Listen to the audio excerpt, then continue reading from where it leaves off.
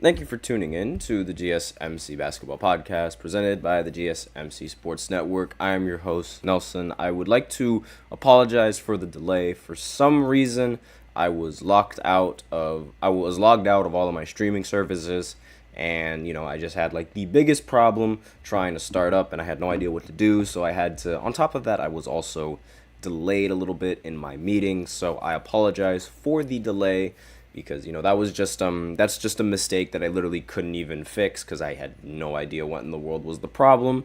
But I ended up getting it to work, and I'm streaming on all my platforms now. I don't know why it took me out. It's like my computer's been acting up. It's been weird. I don't understand it, but we move on. We be moving. Now, speaking of moving, we are going to talk about Team USA against South Sudan and how Team USA is going to be moving over to Paris very, very soon to start the Olympic Games.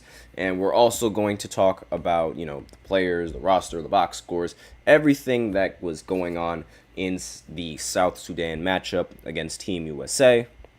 Then in the second segment, I will be talking about the WNBA All-Star Game. I will be talking about the interesting format that they use as well as the results of the All-Star Game. Because unlike the NBA All-Star Game, this WNBA All-Star Game is actually a little bit more competitive than the NBA's All-Star Game, where it's just, a lob fest where everyone just throw lobs to each other.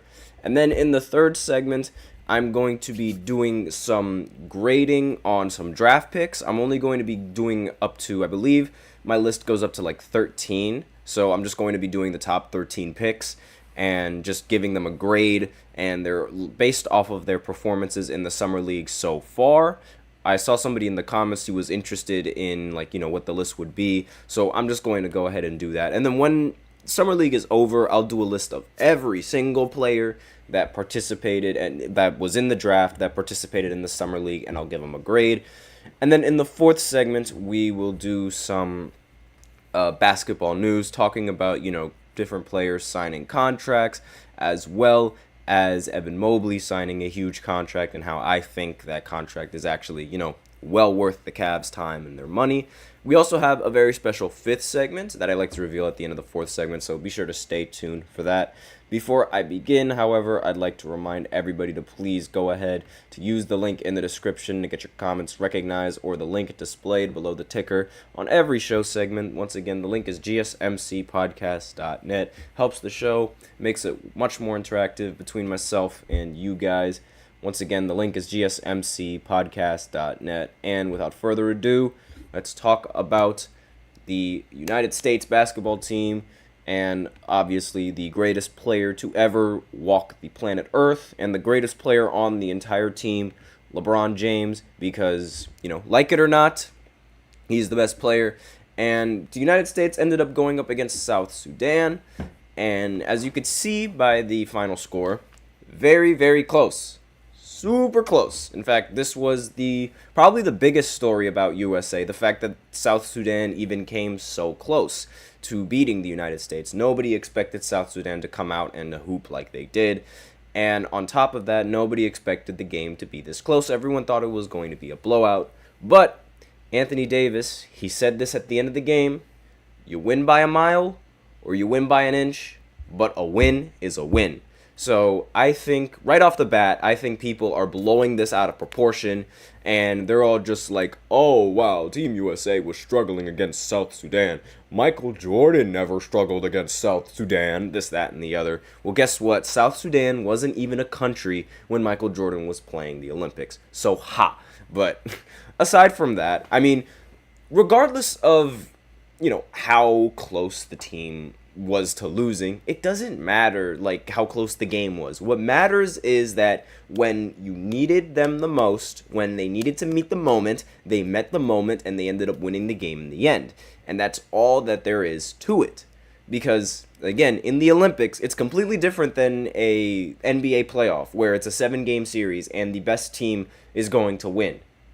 That is a completely different thing, because in these kinds of playoffs, just one bad game is all you need to say goodbye.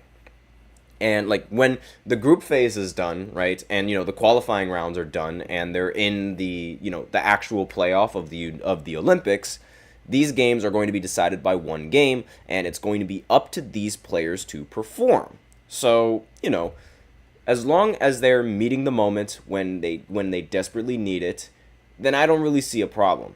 I don't see a problem with them playing this way. Now, player of the game.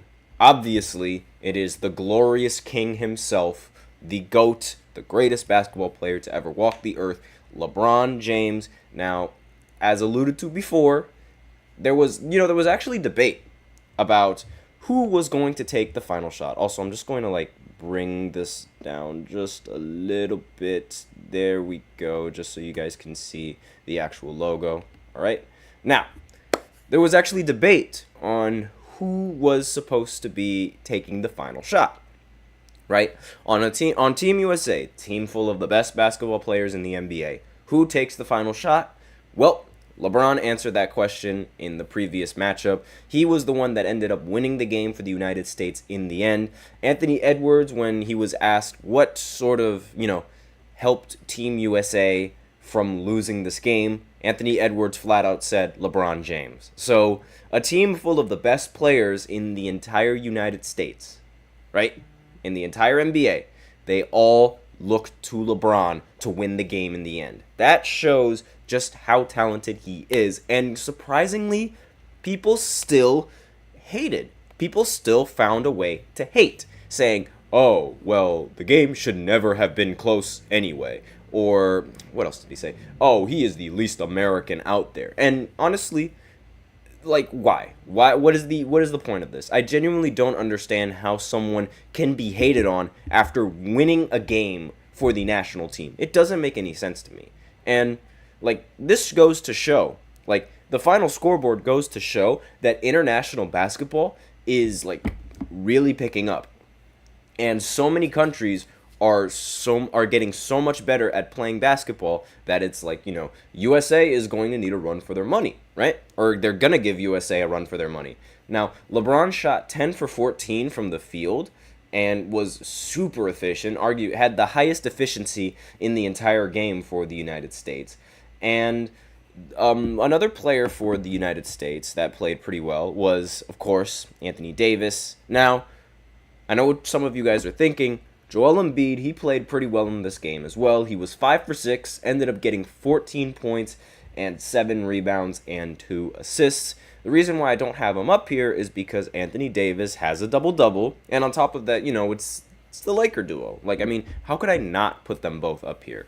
So, obviously, Anthony Davis, while he wasn't that efficient shooting the ball from the field, he was still valuable for the team, getting rebounds, as well as playing defense along inside the paint. He ended the game with 2 blocks as well, and was arguably a better defender in this game than Joel. But aside from that, this team really, really struggled. And it's not because, they were playing bad or anything, but the other team, South Sudan, they were playing really well. They were hooping.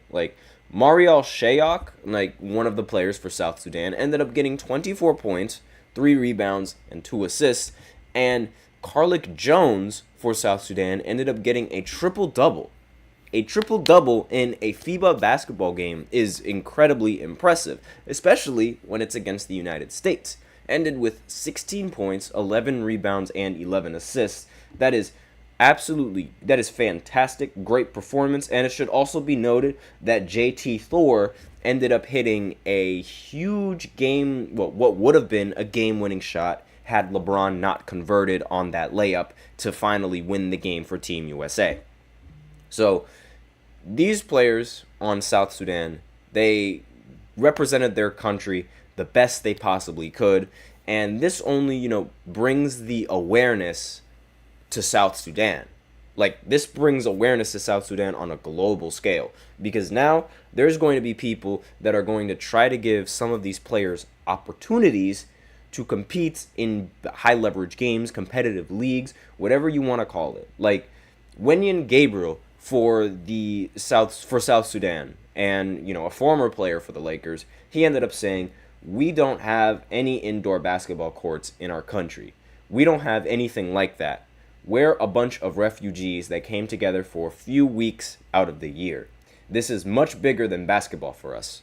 So this, it brings the awareness around, South Sudan, as well as possibly inspires a bunch of more athletes from South Sudan to actually compete in basketball and in all sorts of, showdowns, however you want to call it. But obviously, this was another performance, another GOAT performance that cemented LeBron's legacy. Just perfect performance, great, GOAT. It was recently announced that he is going to be the first ever men's basketball player to bear the flag in the United States, when they're for the United States, when they're walking, in Paris. Because, a lot of the team, well, not really the team, but Team USA and all the countries, whenever they're getting presented in the Olympics, they have this flag bearer. LeBron is now the first basketball player to bear a flag. And I don't see Jordan bearing no flag in the Olympics. Yeah, that's going to be a stat. Flags, being a flag bearer, LeBron, Jordan, 0. I can see it now. But the first half of this game, South Sudan, they had us in the first half, not going to lie. So while the final score was 101-100, the halftime score, Team USA, they only ended up scoring 44 points in the first half. And they were 1 for 12 from 3. So they also had 9 turnovers, which was one of the key things and one of the biggest reasons why I think this team really struggled in the game and why the game was so close.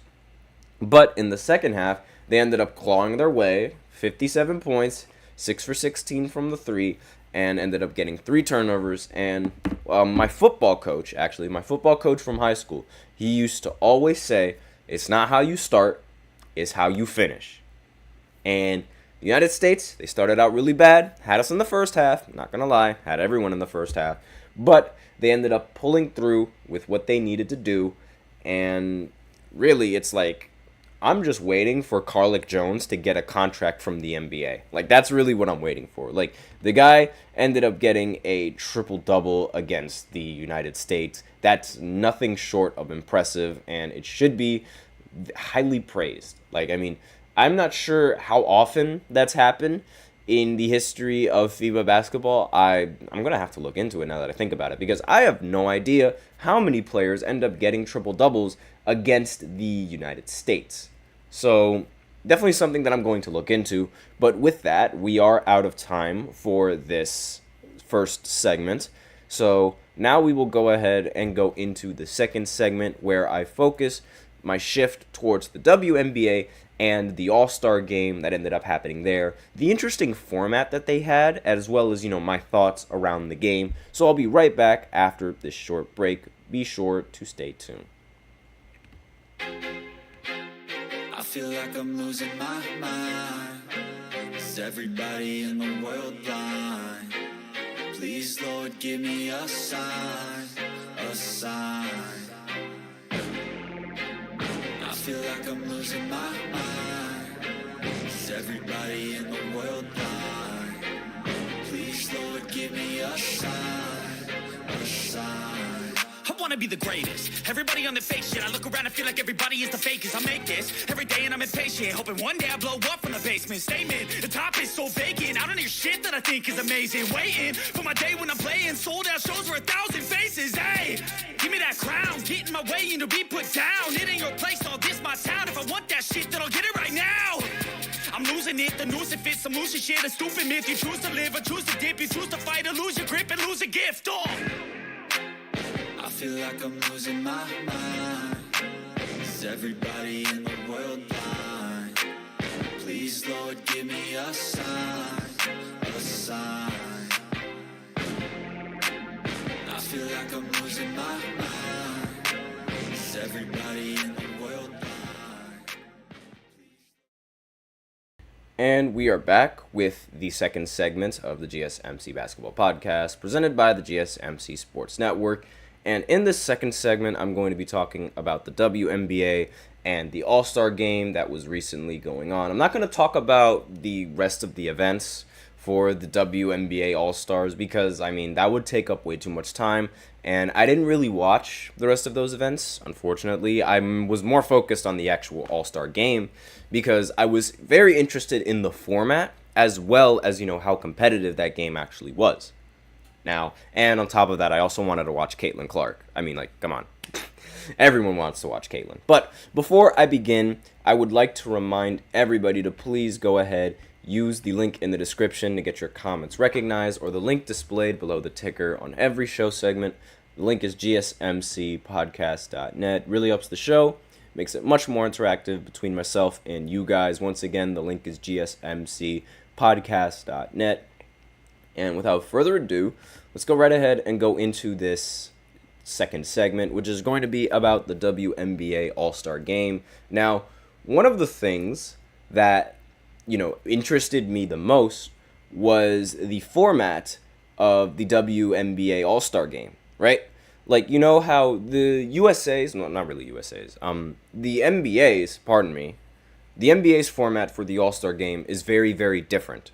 Sometimes you have, West versus East, like we recently had last year. Sometimes you have Team LeBron against, Team Steph Curry, Team Kevin Durant, whichever, right? And then they draft the teams, which wasn't really that good of an idea. If I'm going to be honest, it wasn't interesting at all. Then there's most of the time, it's West at East, and not really meh. It's meh, we're so used to it that different formats, they're going to be ooh, very cool, but at the same time, it's not something that's really competitive. It doesn't really get people in a competitive feel. And then they also tried to change the format again when Kobe died, rest in peace, where the final quarter was some sort of weird math where it was the most team points scored. So let's say the team was at 106 points, right? You'd have to win by scoring 24 more points if you were the team that was scoring 106, and then the team that was below by however much, they had to get to that total before the other. It was very confusing. It's confusing to even explain. And so this format that the WNBA has is actually far more interesting, I will say. So they have Team USA, the women selected for the USA roster, against the WNBA's All-Star team, right? So voted by the fans. So Team USA was composed of Brenna Stewart, Aja Wilson, Diana Taurasi, all of those players, Brittany Griner, Kelsey Plum, Sabrina Ionescu, all of those players. Meanwhile, the WNBA had stars like, Caitlin Clark, Angel Reese, Boston from the Indiana Fever as well, and the player of the game, who was Arike Ogunbowale, again, forgive me if I completely botched that name, but she ended up scoring 34 points, in the win against Team USA. Yes, Team WNBA, the team of all-stars that mostly composed, some of them were rookies, right? Well, there were only 2 rookies, but most of them weren't on, Team USA ever. They ended up beating the Team USA women's team, which is said to be, the best female players in the world. So Team WNBA ended up beating Team USA, which, is just, in my opinion, the perfect revenge story for Caitlin and Angel Reese for getting snubbed from Team USA. I genuinely feel like those women should have been a part of Team USA, but unfortunately, especially Caitlin. But unfortunately, at least from where I'm standing, it feels like the whole WNBA just doesn't really. They have a mark against all of them. Against Angel Reese and Caitlin, they all have it out to get them. And this game was very, very competitive. From the jump, not a single player from Team USA wanted to give Team WNBA a chance at winning. They were so focused on stopping Caitlin and Angel Reese. Those two, Caitlin was getting pressed up at full court. I am not kidding. In an all-star game, Caitlin was being pressed up at full court by Kelsey Plum. Not a big fan of Kelsey Plum, for reasons I don't want to get into. But aside from that, Angel Reese was also getting a lot of attention when she was on offense. Like, they rarely try to get any of them in a rhythm. They didn't even care about any other WNBA player. They just focused on Caitlyn and Angel. They did not want them scoring. Caitlyn did not have a great game, but didn't really expect her to have a great game with the way that Team USA was playing her. Like, they were only focused on her and they did not want her to score, which is unfortunate for them because Ogunbowale ended up cooking them, ended up absolutely destroying them in the box scores. Not to mention, Brenna Stewart also played really well for Team USA, but overall, Team USA, they ended up losing at the end of the day. And as a Caitlin Clark fan, this is what they get. This is exactly what they get for not putting Caitlin Clark on the team. But at the end of the day, like, if we're going to talk, strictly about... I'm just fixing my light. I apologize for that noise. If we're going to talk about strictly, like, is Team US... like, just about Team USA and their chances of winning the Olympics, is it in jeopardy since they don't have Caitlyn or Angel? No. I don't think that this, the women's basketball team for the United States is going to lose to any other country. I don't think that's going to happen. Like, even though they do not have Caitlyn, which I wish they had, she's arguably the cleanest player on the basketball court, aside from someone like, Sabrina Ionescu and Brenna Stewart and all of those great female players. Now, I don't think this is really going to affect Team USA that much. And every single time that Team WNBA beats Team USA in these All-Star games, Team USA ends up winning the gold.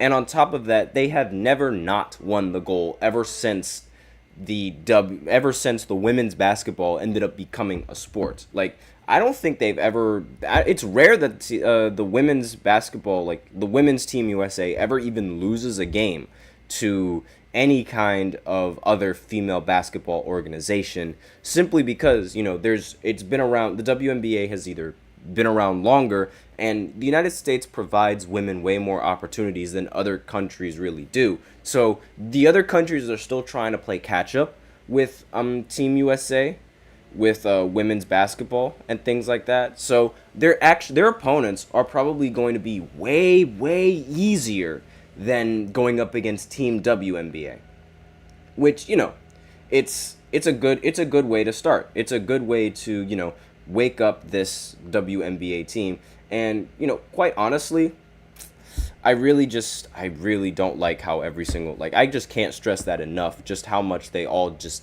despise Caitlyn for whatever reason. Because, again, getting picked up in full court in an all-star game is insane. I don't think...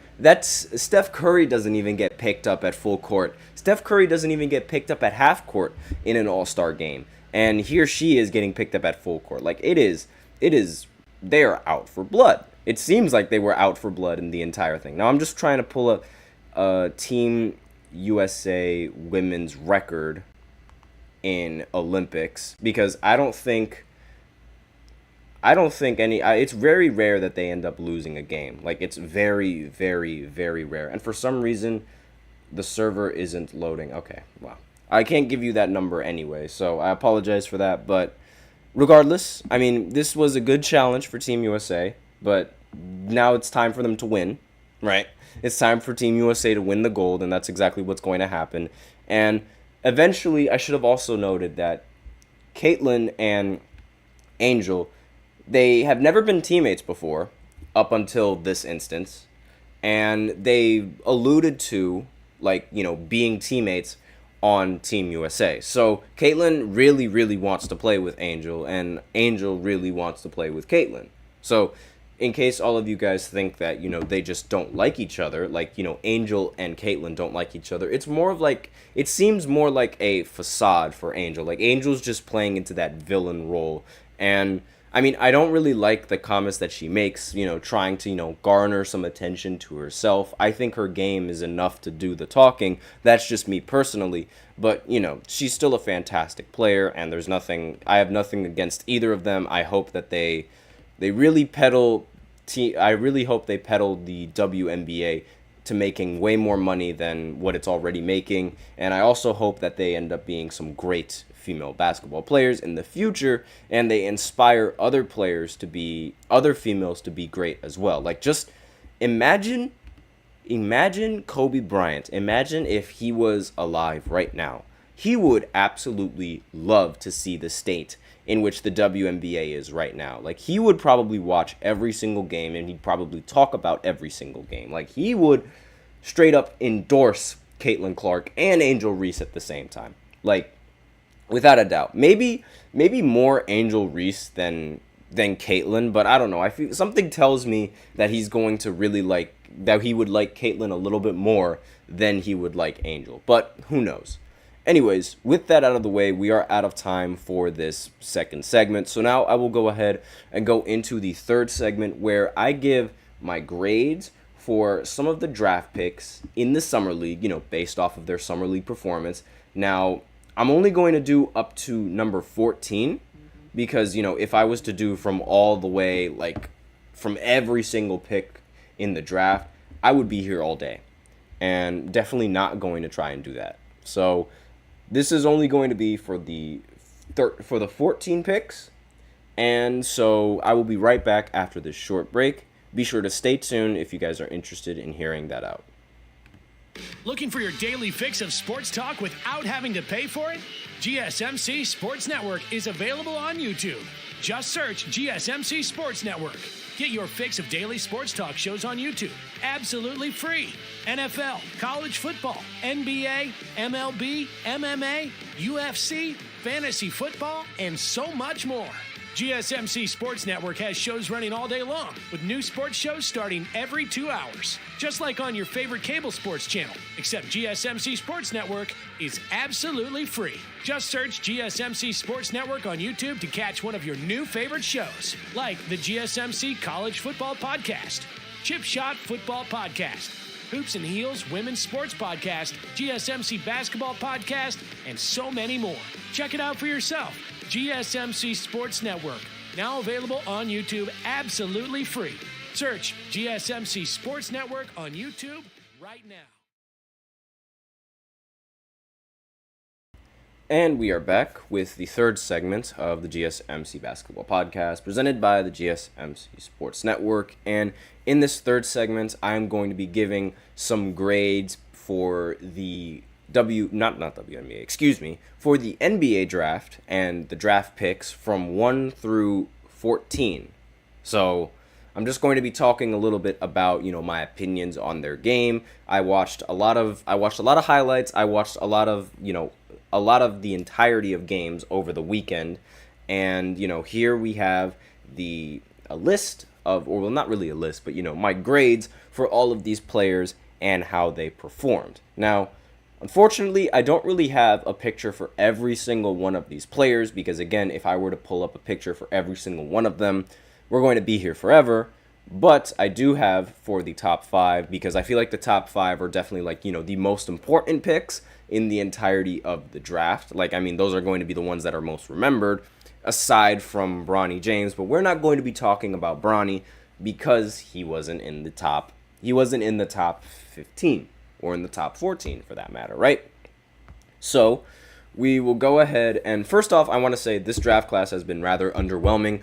The only news and the only information that we've really heard about from this draft class is about Bronny. It's literally only about Bronny. Literally every other pick has barely been talked about. So it's really difficult. It was really difficult to make this list where I can get no information from outside sources and, other opinions like that. But I was able to watch the games. I was able to do all of that. And so here we have it. Now, Zachary Rasacher, probably literally the least talked about number 1 pick in the entire NBA draft in the history of drafts, aside from Paolo Banchero. Him and Paolo never get talked about by the media. I don't know what it is. They barely get talked about. And because of that, their bad performances also barely get talked about, specifically Zach's bad performances. Now, I just want to say that these grades, they might be a little bit harsh, but they're mainly harsh because everyone on the internet was so quick to talk down about Bronny and so quick to call him a bust and so quick to say that he wasn't going to be anything better than, 4 points per game scorer. There was Jaylen Brown that allegedly said that he wasn't going to be a star player or a pro player. He didn't think allegedly he said, I don't think he's a pro, right? So this is going to be incredibly harsh because the rest of these players, they are ranked, they were picked so much higher than Bronny, and yet some of them aren't even playing nearly as good as him. So this is going to be harsh, especially with this one right here. So he only played 2 games, so this is partly why I didn't want to really do this, because 2 games is not a good enough sample size for me. But in those 2 games, he finished 11 for 27 from the field. That is awful. That is really, really bad. As the number 1 pick in the draft, that is bad. Like, no way around it. And again, I understand it's summer league, it's early, but it doesn't matter because everyone was so quick to jump on Bronny, so I'm so quick to jump on this guy. He is getting a C- grade. I don't like his performance. Like, I genuinely think that the Hawks messed up on this pick, but like in the beginning. However, the second pick in the draft wasn't much better either. And more on Zach. Like, again, his performance, it wasn't really all that. But then again, the reason why he doesn't get like any lower of a grade is because that I feel like he's going to benefit from playing with Trae Young, right? Like, his overall talent is incredibly underwhelming, but when he's surrounded by a player like Trae Young, I think he's going to be rather good. Now, here we have Alexander Sarr. Now, this one is going to be rather ruthless because Sarr was horrible in his first game. He went 0 for 15 in his first game. He did not impact the game at all aside from getting rebounds.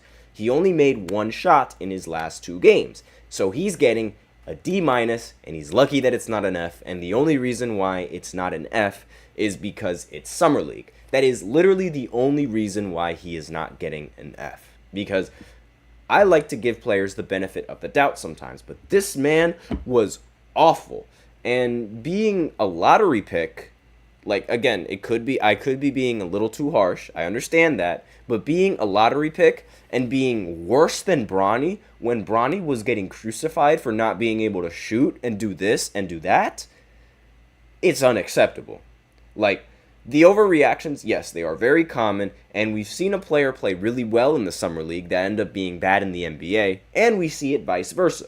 But this is just off the Summer League, so for now, he is getting a D- grade because, boo, he was not it. Now, the only good news that he has is that his defense was rather good. Like, his defense was all right, but, being 7 foot, I expect your defense to be all right. Really, you're not a number 2 pick in the draft just because your defense is fantastic. Like, it has to be some ridiculous Hall of Fame level defense that no one has ever seen before to be picked at the 2nd overall just because of defense, right? Now, that's really the only good positive part about his game that I've seen. So now we will go ahead and go into arguably one of the best pickups in the entire draft, Reed Sheppard. Now, when I was watching him play and I was watching the highlights and I was watching the rest of like the whole entirety of the games, he is fantastic. He's averaging 20 points, 5 assists, and 4 rebounds in 4 games in the Summer League. He is balling out of his mind.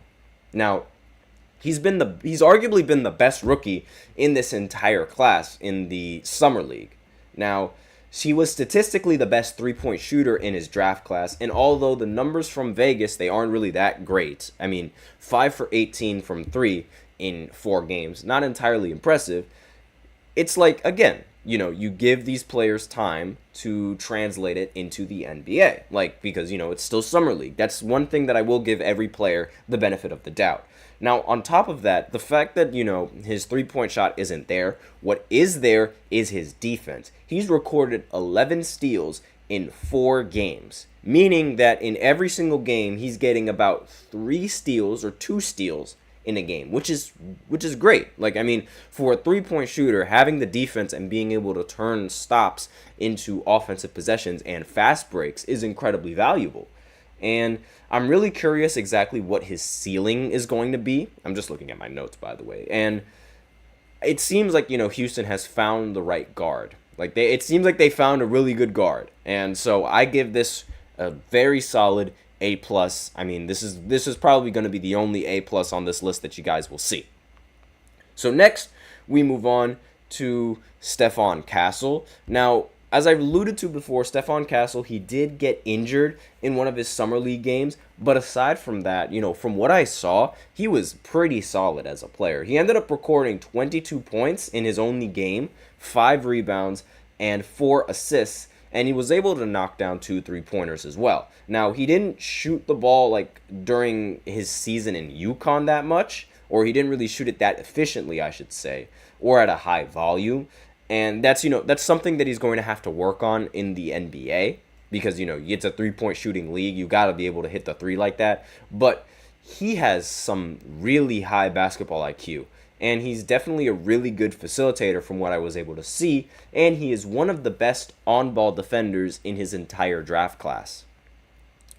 That's one of the things that's really going to be valuable for him. The fact that he can be a really good defender at the 1, because there aren't really that many competent guards, that are competent on both ends of the floor.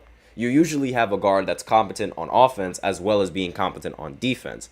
And I have a feeling that, the fact that he's competent on both ends of the floor is going to make him a really good pick. And so I'm going to give this an A- because, again, pairing him with Victor, being that facilitator, that would mean his effort can be focused on both sides of the floor. One of the more popular things that we see a lot of guards and a lot of defenders, one of the more popular things that they do is they end up They end up focusing more on offense. For example, Kawhi Leonard. Kawhi Leonard is not as much of a defender as he used to be because more of his energy is now focused on offense as opposed to being focused on defense. Giving Stephon Castle the balance of both, being able to focus equally on both the offense and the defense, without needing to heavily rely on the other because he's not going to be the best option on the team. It's going to be Victor. That would really help his game. And paired up with Greg Popovich, again, Pop wasn't really a good coach back then. Well, not really back then. I meant a few years and the most recent years with the Spurs. Now, that may be because the team has been really, really atrocious. But I think that the defensive side with Stephon Castle is going to be incredibly valuable for the team. I hope he succeeds. I hope he gets very good with Victor. Now, next is the number 5 pick in the draft, which was Ron Holland for the Detroit Pistons. Now, Holland was interesting, right? And in some of these games, I had to watch the Pistons games. They were just pain. I just did not like watching the Pistons games at all. One of the things that I noted about him was that his motor was crazy. He could run for days. And he's also a great cutter to the basket that I noticed. And he's cut to the rim numerous times. And he struggled with the 3-point shot in the G League on his, on Ignite. And he finished 4 for 17 in Las Vegas from 3, but that will improve as time goes on. That's one of these things about these guards. The 3-point shooting usually improves, and someone is calling my phone. That is always fantastic. But aside from that, I mean, he fits Detroit rather well, and how should I say? The path for him to be a star in the league it's there. It's definitely there. He could definitely be an option for Detroit. But aside from that, I'm going to give it a B just because, I don't really know much.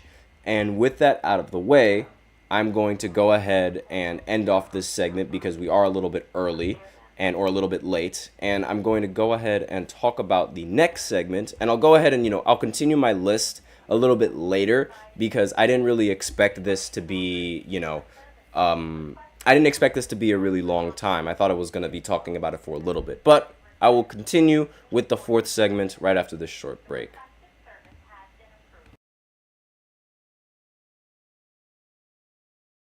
For the best and latest podcasts available anywhere, go to the podcast app on your cell phone and type in GSMC. to access free content-rich podcasts on health and wellness, book reviews, sports, entertainment, relationships, social media, movies, technology, finance, and even weird news. Subscribe and download the GSMC Podcast Network's family of shows, available everywhere podcasts are found.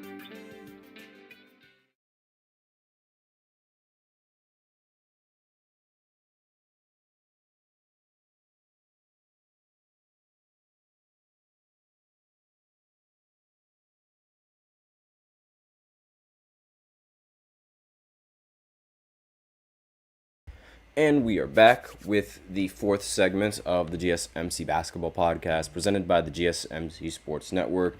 And, I apologize for, the noise in the background. It was really annoying.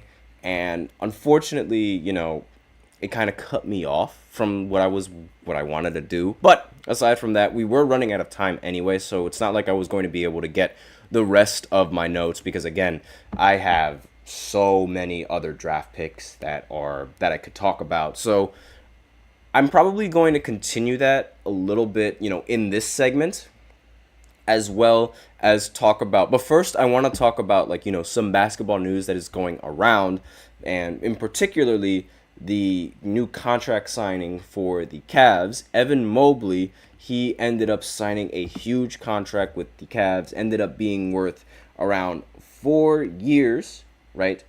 And actually, no, pardon me, I messed up the year. 5 years, and it is going to be worth $224 million, which could end up being worth $269 million.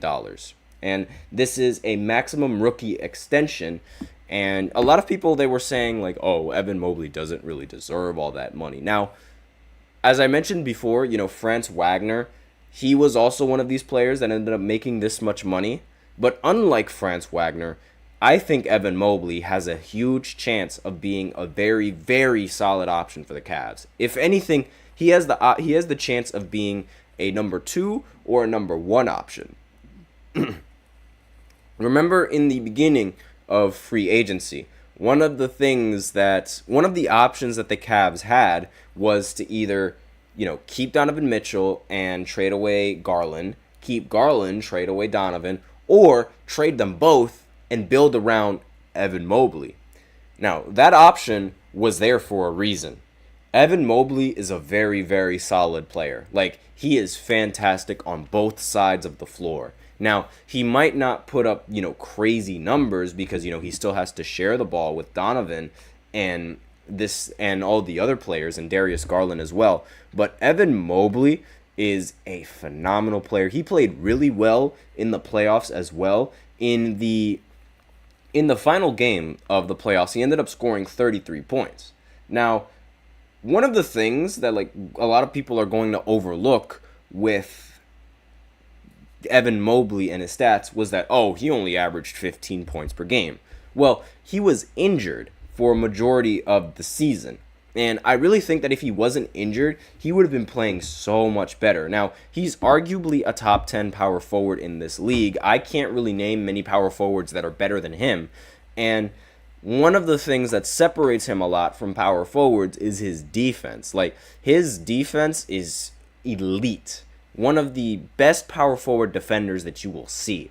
And on top of that, he has an offensive game to boot.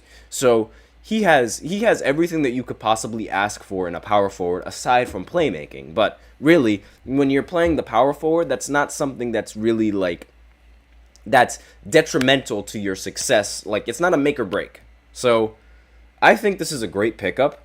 Another thing that ended up happening in the basketball world, and another free agent signing, was Sam Hauser from the Boston Celtics. He ended up getting picked up again, and he signed a 4-year, $45 million contract with the Boston Celtics. Again, this is a lot of money to be giving the entire lineup because they are well over the second apron, I believe, with the amount of money that they're paying Tatum and Jaylen Brown. But aside from that, I really don't feel like it's that big of a deal because the Celtics, they're going to be title contenders for a very long time. So they've spent their summer signing championship rotation. to contract extensions, Brad Stevens has proved to value continuity within his team, especially after their run in the 2023-2024 season.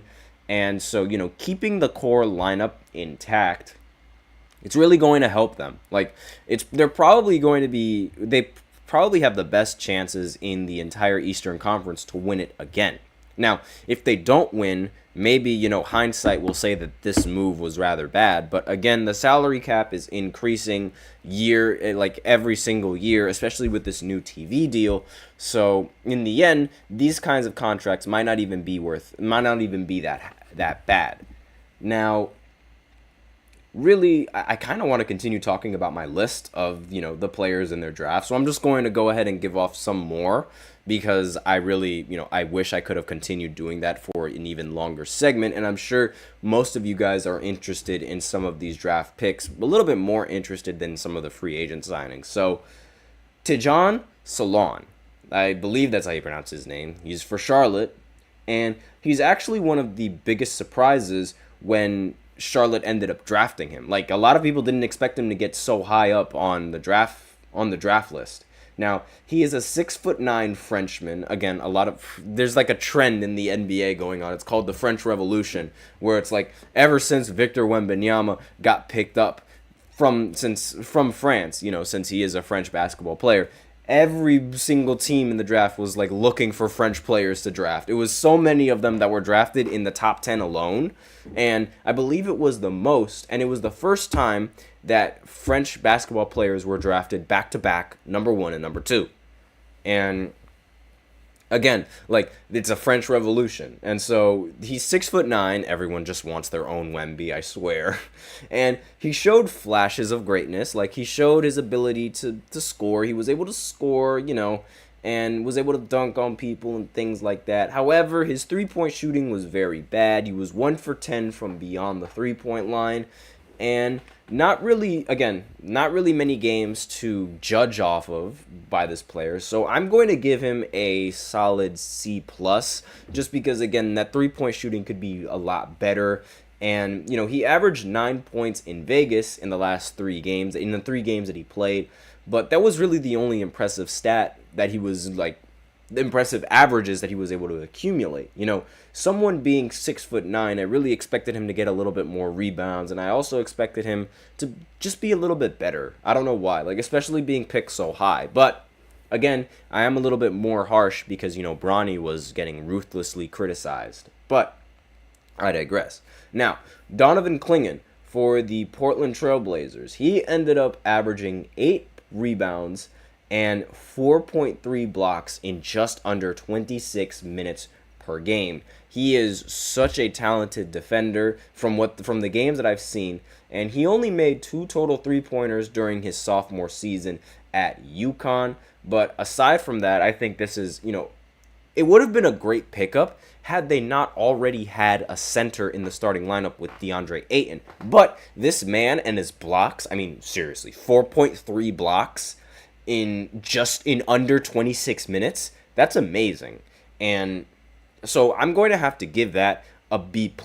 Maybe it's close to an A-, high B+, because again, defense, and I really value defense, especially when it's coming from a center, and just the lack of three-point shooting, not a big fan of it, but again, that's not really where his game is going to be.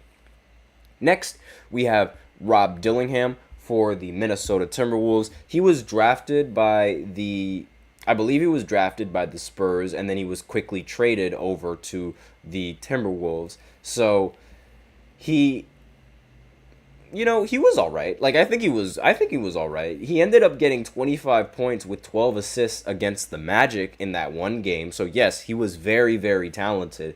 And, he's a very quick guard. He's got that quick first step. He's very shifty with the ball as well. That was from what I was able to see. And he ended up getting his opening game, however, he was struggling with 4 points and 5 assists, but he posted at least 10 points and 6 assists in his last 4 games with, in the summer league. So, that one game was a little bit meh, a little off, but again, averaging at least 10 points and 6 assists in every single game, very, very solid for a point guard. So I do have to give that an A minus.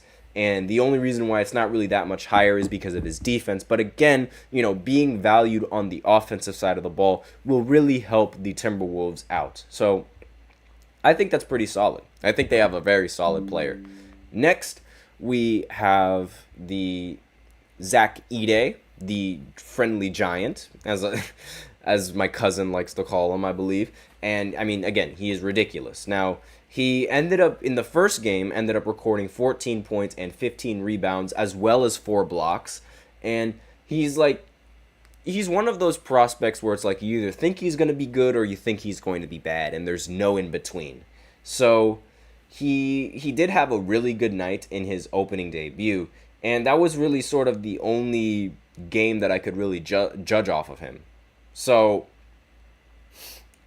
I have to give him like a B, just because, like, again, he's 7'4", but he's really slow on his feet, and there's already a 7'4" center that is so much better on his feet, so much faster, this, that, and the other. And I mean, I think that, being 7'4" in the NBA is going to be rather valuable, but that's also going to make you a pretty big liability on the defense if you can't rotate out quick enough. So while it is very solid in the paint, it probably won't work against every single matchup out there, so I'm going to have to give it a B, maybe a B minus, somewhere around there. Again, these are really harsh. And finally, before I go into the final segment, I will also finish off my list in the final segment. We have the 10th pick, Cody Williams from the Utah Jazz. Now, he shot 17 for 23 on shots around the rim, according to Synergy. That's 73%, which is fantastic. And that's honestly like the most impressive part about his game, in my opinion. Like, the fact that he was able to finish around the rim so consistently. And that was an issue when he was on Colorado. So this was really huge. Like, this aspect of this game that he added onto himself in the summer league, I can only see his game just getting better and better as his years in the NBA continue. Now, his best showing was his best game was against Dallas, when he ended with 21 points, 9 for 15 shooting, and was able to get 4 assists as well as 3 rebounds.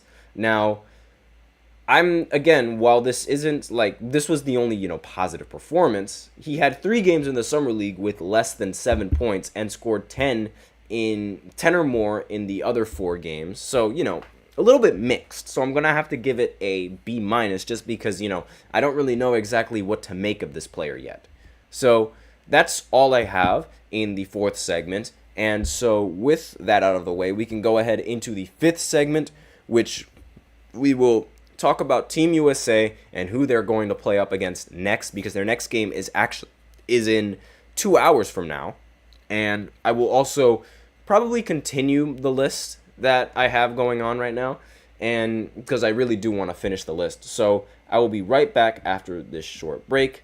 Be sure to stay tuned.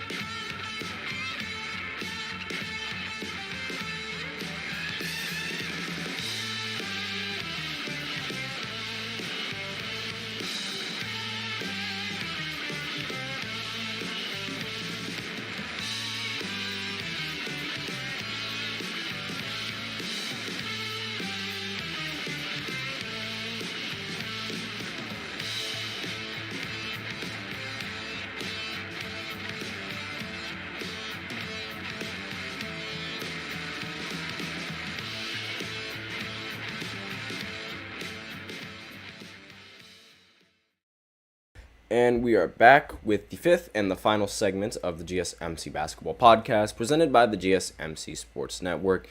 And in this final segment, I'm going to be talking about the United States and them playing Germany today, which, well, in a few hours, I should say, as well as continue my list with the top draft picks because, again, it is, it's a pretty long list. Couldn't get through it all in the entire segment. And wait just a minute. There is some free agency news that I will have to get into right now before I actually start with this segment. So just give me 1 minute.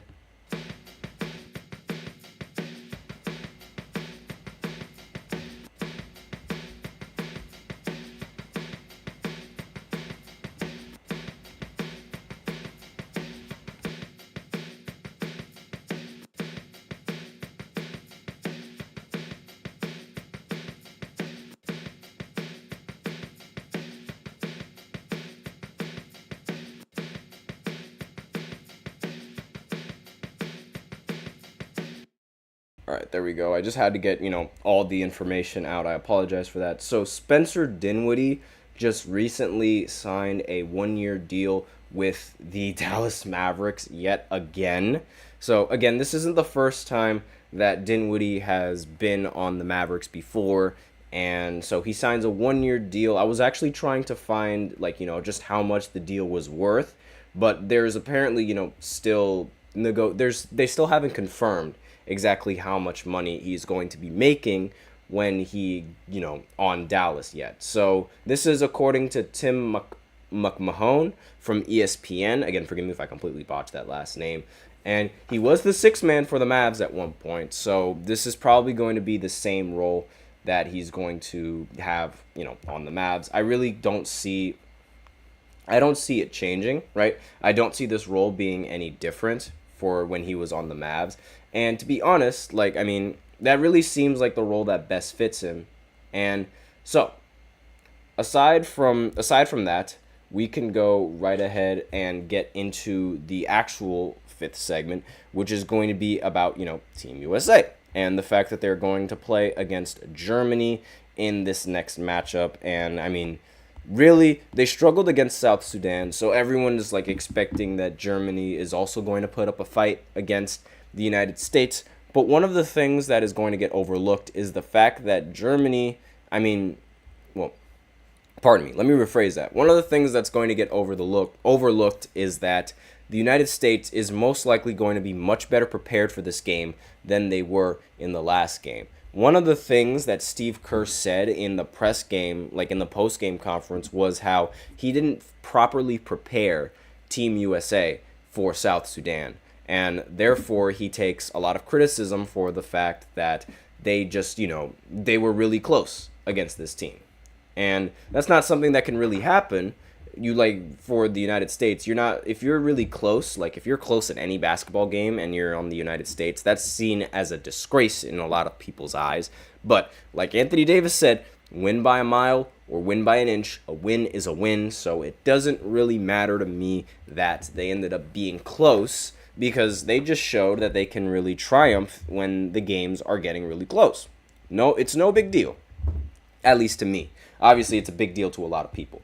Now, really, the Germany, they have a lot of, they have NBA talent on the team as well. One of the few countries that actually has NBA talent, I should say, one of the few countries that's known for having NBA talent, because there are countries that do have NBA talent, but not many people really, speak highly of them or really know that they have NBA talent. But, that's one of the teams that's fantastic at basketball. So it's and they are a threat to the United States. They definitely are a threat. But I really don't see this as a problem for Team USA. Really don't. But, anything can happen.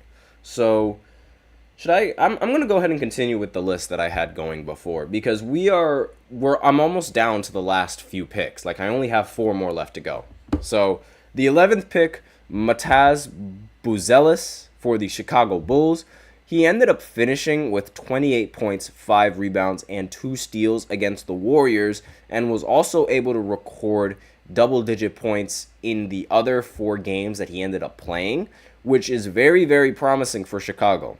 Now, the way he gets his points is actually what impressed a lot of people the most. Like, his shot attempts came off of cuts, drives to the rim, spot-ups in transition, and some other and like that's really like, basic stuff that a lot of that, while it's basic, is very valuable in this league.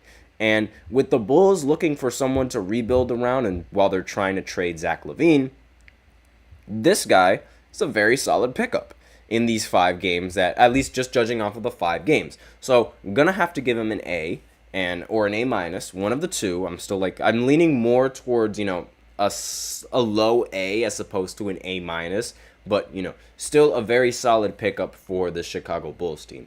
Next, we have the 12 overall pick, Nikola Topic. Now, unfortunately, he ended up not playing in the Summer League due to his torn ACL, so I'm not giving him a grade. Obviously, that wouldn't be fair.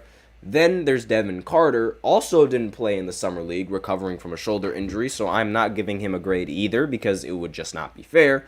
And next, we have Carlton Carrington for the Washington Wizards, arguably the best pick that the Wizards got out of the draft. And he was way better than Alexander Sarr. That is for sure. Way better than how he played. Now, he played against the Bucks. He ended up getting 13 points and also recorded 15 rebounds, as well as 5 assists and 2 steals.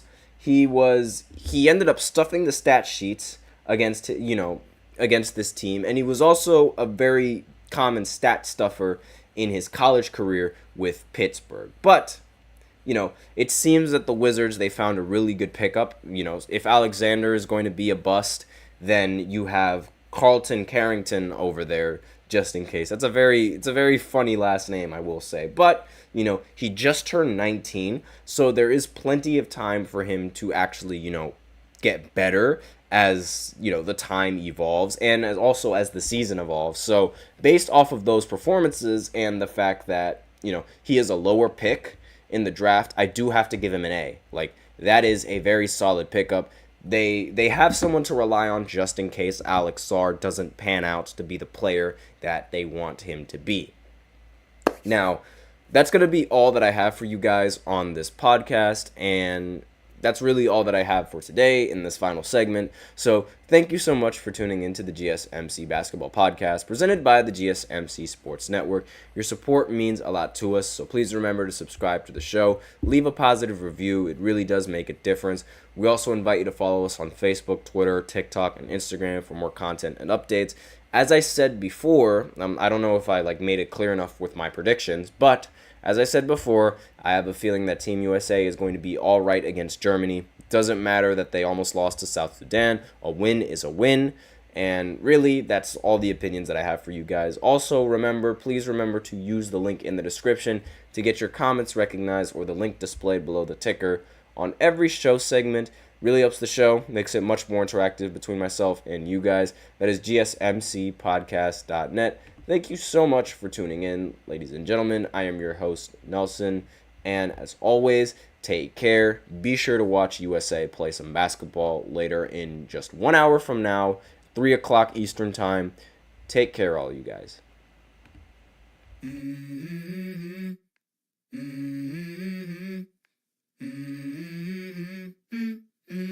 Let's go. I wake up to a little bit of drool on my pillow, feel like it's gonna be a bad day. Yeah, I'm tired of shit, and the coffee ain't hit yet, damn.